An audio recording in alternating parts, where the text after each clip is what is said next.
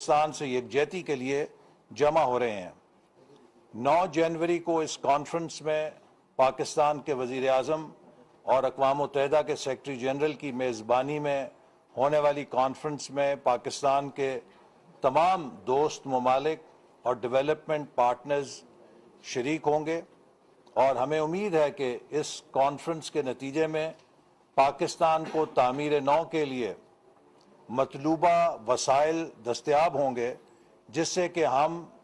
उन इलाकों में कि जो सैलाब से बुरी तरह मुतासर हुए हैं, तामीर नौ के काम को तेज़ रफ्तारी से आगे बढ़ा सकें। पाकिस्तान जिन मुश्किलात से इस वक्त गुजर रहा है और ख़ास तौर पे जो क्लाइमेट डिज़ास्टर 30 अरब रुपए का नुकसान से हमने जिसका सामना किया है, ये गैर मामूली चैलेंज है। इस तबाही ने हमारे मुल्क के अंदर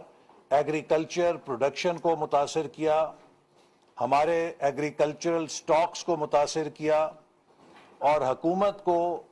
बैनुल-अक़वामी मंडियों से बहुत ज़्यादा कीमत के ऊपर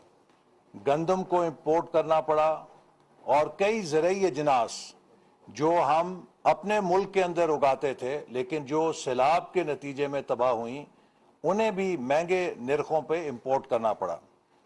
आज मुल्क के अंदर जिस महंगाई का हम सामना कर रहे हैं, इसकी बुनियादी तौर पे 5 वजूहात हैं। पहली वजह यह है कि पाकिस्तान को पीटीआई की हुकूमत ने 2018 के बाद जिस डिवैल्यूएशन के रास्ते पे डाला, जो पाकिस्तान के रुपए की कदर में कमी की गई, उसने पाकिस्तान में महंगाई के जिन को बोतल से निकाला, जिसे कि हमने 2013 और 18 के दरमियान बंद किया था। तो पहली वजह मुल्क की महंगाई की रुपए की बेकदरी है, जिसको पीटीआई की हुकूमत ने अपने दौर में करके इसकी बुनियाद रखी। दूसरी बड़ी वजह इस महंगाई की वो पेट्रोल और डीजल में यकलख्त इजाफा है। आपको याद होगा कि हमें हुकूमत में आने के फौरन बाद 100 रुपया पेट्रोल और डीजल की कीमत में इजाफा करना पड़ा, चूँकि इमरान खान साहब अपने आखिरी दौर में इन अजनास की या इन चीज़ों की कीमत में मसनूई तौर पे कमी कर गए थे, जिसके लिए ख़जाने में पैसा नहीं था और उस वक्त